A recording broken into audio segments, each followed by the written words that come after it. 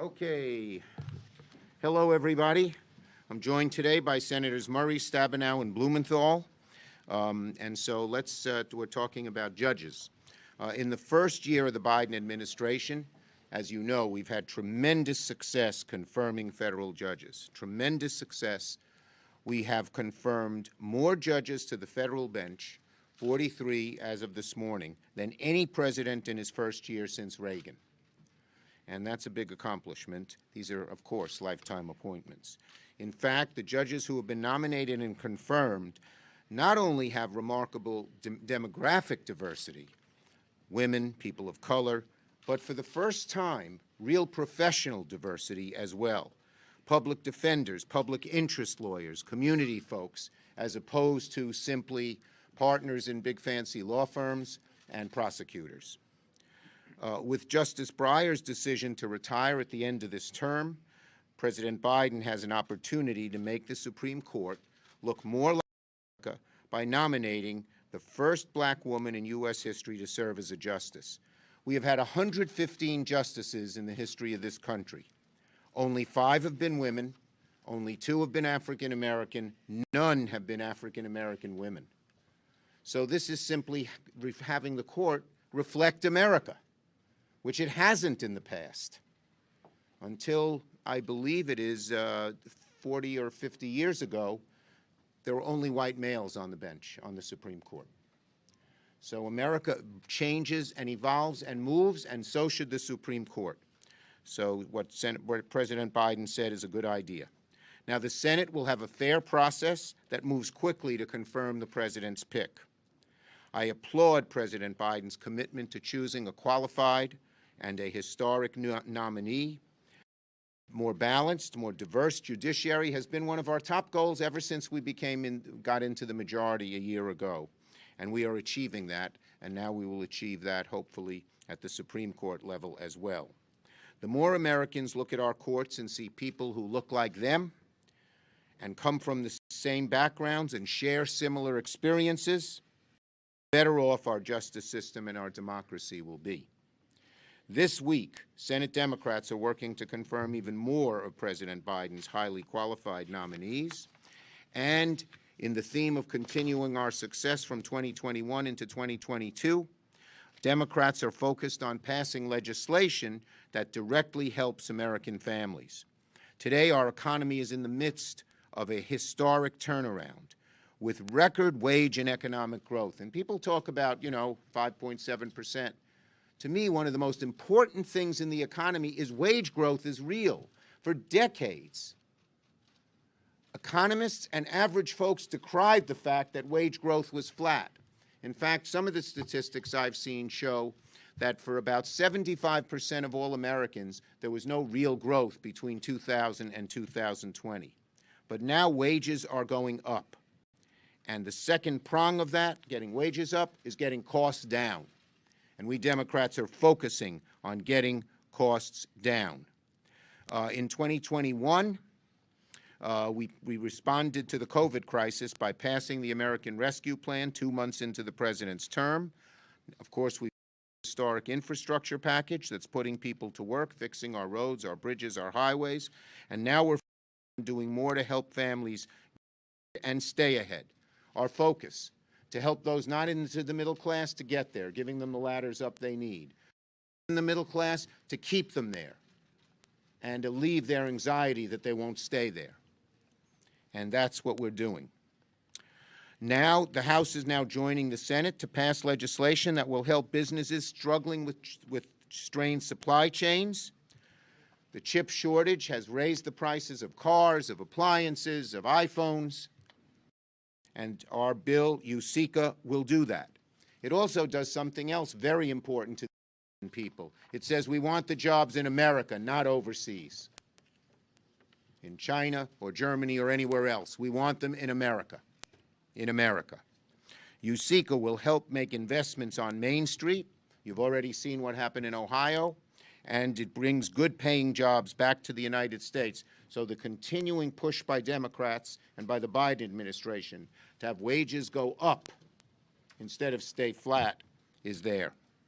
We're continuing pursue legislation that will lower the cost of prescription drugs and cap the cost of insulin. Instead of $600 a dose, go back to $36 a dose. Our agenda, and this is an important point, stands in sharp contrast on almost every item with Republicans, who seem to favor the powerful, wealthy special interests and stand in the way of prescription drugs, being a classic example, but there are many of those. So, while we got a lot done in 2021, we're not resting on our laurels. We're going to keep working on these important issues. Senator Murray. Well, thank you. You know, everyone understands the real frustration feeling right now and knows we've got to keep our foot on the gas. We have a lot of progress so far over the past year really offers us a clear path forward. Democrats took action on the American Rescue Plan to fight the pandemic. And today, thanks to President Biden's leadership and our over 200 million people are now fully vaccinated. Free tests are available at covidtest.gov, and free masks are now available at pharmacies and grocery stores across the country. Last year, following historic investments in our nation's infrastructure and in our families and communities, our economy grew faster than it has in nearly 4 decades, and unemployment dropped back below 4%. Thanks to support for schools to get tests and masks and improve ventilation and meet our students' needs, schools are now in a much stronger position today to safely stay open for in-person learning. And following the efforts we took to lower costs, a record 14.5 million people got health care through the federal exchange last year, and they saved on average over $2,000 a year. We've also saved pensions that workers and retirees rely on from devastating cuts. Now, none of this was a given. It's not the result of chance. It was the result of action and leadership. That is important to remember because what happens next is not a given either. Whether we build on the progress for families or lose it, it's a question of will. Democrats want to press forward with additional action in Build Back Better to bring down our health care costs, especially drug costs, bring down child care costs, and address the climate crisis and more. We also want to make our nation competitive and make prices less reliant on foreign manufacturing, which is why we are working to pass legislation to strengthen our supply chains, ensure the technologies of the present and the future are made and developed right here in the U.S., and create more good-paying jobs, more investment, and greater economic prosperity for our families. This is especially important in my home state of Washington, which is already the home of premier research institutions, technology and aerospace leaders, and growers and producers that are constantly competing on the world stage. Democrats also want to improve our response to this pandemic and future health crises, to protect the right to vote, the cornerstone of our democracy. And of course, we are all excited to work with President Biden and take an historic step in ensuring that our nation's highest court truly reflects the diversity of its people by confirming the first Black woman to the Supreme Court. The past year has shown what a difference the choices we can make have for our nation. I know this has been a really impossible time for so many Americans, and we have a lot more work to do to build on the steps we've taken so far so we can end this pandemic, rebuild stronger and fairer, and give people back the certainty and stability in their lives they want. In the year ahead, Democrats are going to continue to focus on solutions, and we will work around the clock to deliver. Senator Stabenow. Well, thank you very much. First, let me say, because today is the first day of Black History Month, what an exciting time this is, and to know that in this month, President Biden will be nominating the first Black woman to the United States Supreme Court, and that we in the Senate are going to have the opportunity to confirm her. So it's a very exciting time. And it's also an exciting time for the economy, because President Biden Democrats are getting the economy back on track. Every kind of number shows that. Economy means strong economies and strong communities, and frankly, a strong future for all Americans. Democrats worked with President Biden to pass the American Rescue Plan, no small feat. Getting shots into arms, getting kids back classrooms and getting our economy moving again, and it is working. When President Biden took office, 18 million people were unemployed.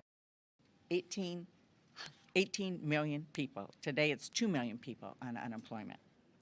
We've helped businesses create 6 million jobs, the greatest year of job growth in American history. In American history. We've seen the best economic growth since 1984, and we've seen the biggest single-year drop in our unemployment rate in our nation's history. And yet we fully understand, we understand completely that COVID-related challenges have caused prices to rise, and it's not acceptable. So laser focused on bringing down costs for Americans. That is our focus at this moment. Since day one, President Biden and Democrats have been putting the American people first every day. Senate Republicans talk a lot about inflation. They talk about it all the time. They view it as a great political issue, but what have they done about it? What have they done other than talk about it? Well, frankly, they've done nothing but vote no on things to bring prices down. We have a report from the DPCC today on every piece that relates to the cost in American lives and how, in fact, Republicans have voted no. All of them voted no over and over again. No to actions that will lower the cost of food. No on supporting restaurants that have worked hard to help people stay employed during the pandemic. No on lowering health care costs. No on lowering child care costs, housing costs for people. No on lowering heating costs for people. They even voted no on the largest tax cut in a generation for American families with children. Republicans are way too busy standing up for big corporations who are actually price gouging Americans while making record profits. So we, Democrats, are laser focused on lowering costs and continuing the strongest economy in 38 years. Thank you. Senator Blumenthal. Thank you. Member of the Judiciary Committee. Thank you. Also a member of the Commerce Committee and chair of Would you like this. to name your other committees too? And chair of the Consumer Protection Subcommittee, where we are going to have a hearing in, well, I'm already late, on price gouging of COVID tests and other pandemic-related products. Price gouging on COVID tests. And I want to second and support my colleagues in what they've said about the priority we've given to lowering costs, particularly healthcare costs and prescription drug costs, and the need to pass measures to keep manufacturing in America and to make sure that we look at some of the areas of our economy that have not seen the kind of progress that others have. For example, restaurants.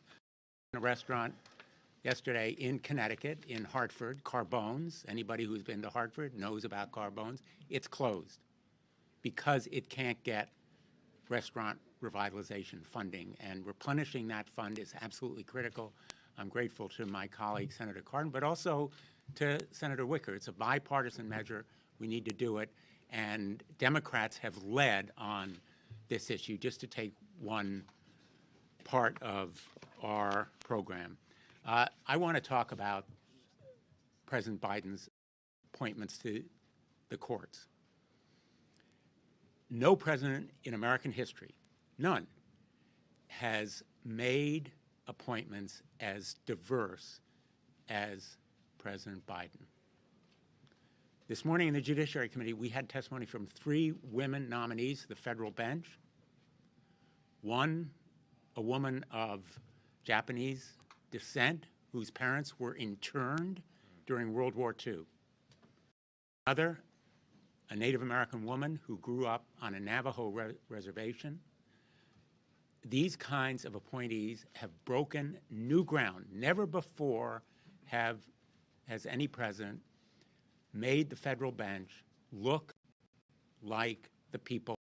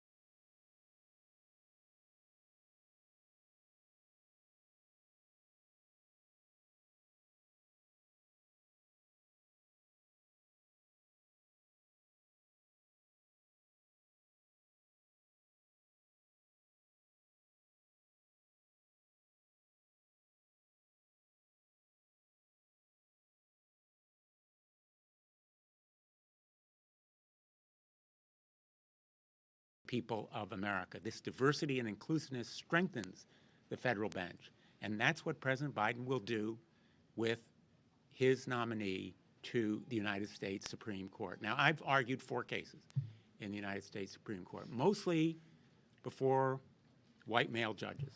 I was a law clerk to Justice Blackmun at a time when the court was all white male judges. The strength of the courts is increased when litigants and the American people go before judges who look like America, and that's what President Biden is going to be doing. The Judiciary Committee has begun preparing. We're comparing notes. The White House has begun reaching out very significantly, and we are prepared to move quickly but fairly. And I am looking forward to a who has such a compelling life story and qualifications that, in fact, there will be bipartisan. I'm looking forward to a quick process that will be fair but expeditious. And I believe that, and we will. Thank you, Senator Blumenthal, members of Judiciary and Commerce Committee. Okay, yes, we'll start the left and work your way over. Leader Schumer, thank you. Senator Manchin earlier today said that Build Back Better is, in his words, dead. Is he right about that? Look, there are ongoing, we're fighting hard for Build Back Better. There are lots of provisions in that bill that are very important. Senator Manchin supports, such as, say, drug pricing. And so we are continuing to work on it, and there are conversations going on between Senator Manchin and different senators right now. Thank you. So on the Ukraine-Russia issue, are you concerned that the United States maybe should be more engaged in the military side of this? Not obviously putting troops on the ground or something like that. Compare the sanctions, and are you worried about divides in your caucus between what the administration is proposing doing and what's going to be done up here on sanctions? Well, Senators Menendez and Reich are working very closely together and are coming close to a final agreement on a sanctions provision. There are a couple of outstanding issues that they're working on, but I am hopeful that we can get a strong bipartisan sanctions bill to the floor relatively soon. Leader Schumer, especially in light of the former president's comments over the weekend suggesting that he thought Mike Pence could overturn the election, are you in favor of updating the Electoral Count Act? Do you support either of the plans that seem to be bubbling up among your members? I have encouraged our Democratic side to set up these bipartisan meetings with the Republican side. We'll have to see what they come out with. There's another bill that was introduced today, I believe. That was Senator King's bill on ECA. Look, reforming the Electoral College is a good thing to do, but it sure doesn't replace the need to deal with voting rights, dark money, and reapportionment. Next. Leader Schumer, will you be moving ahead with standalone votes on Build Back Better this month? And if not, then what's changed? Well, as I said, we're continuing to have discussions, and we will be moving forward on Build Back Better. You will see how we do that as we move forward. Yes, ma'am, and then you, Jonathan. What?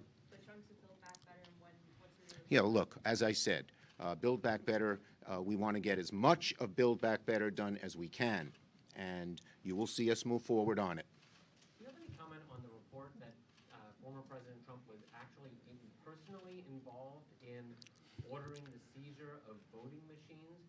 And what impact does that have in your view that any ECA bill needs to be broadened to at least address election administration? On your second question, as I said, I thought ECA it has to do other things, and I mentioned 3 that were in the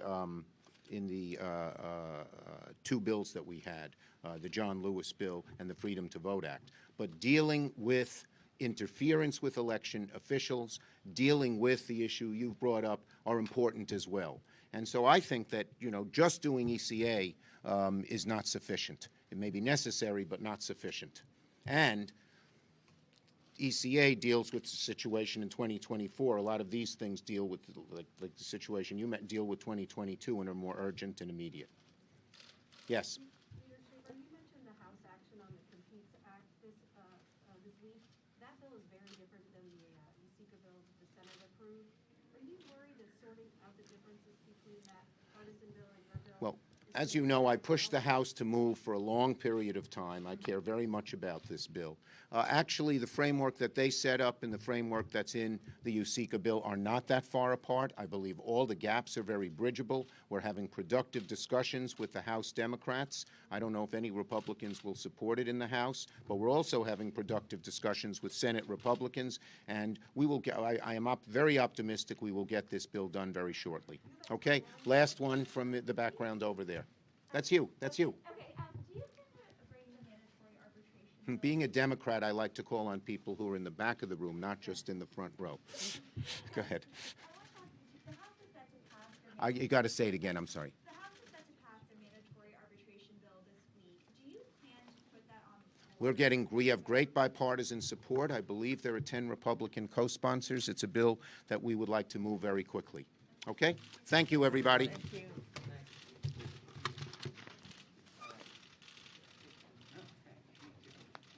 Okay, Richard. Well done.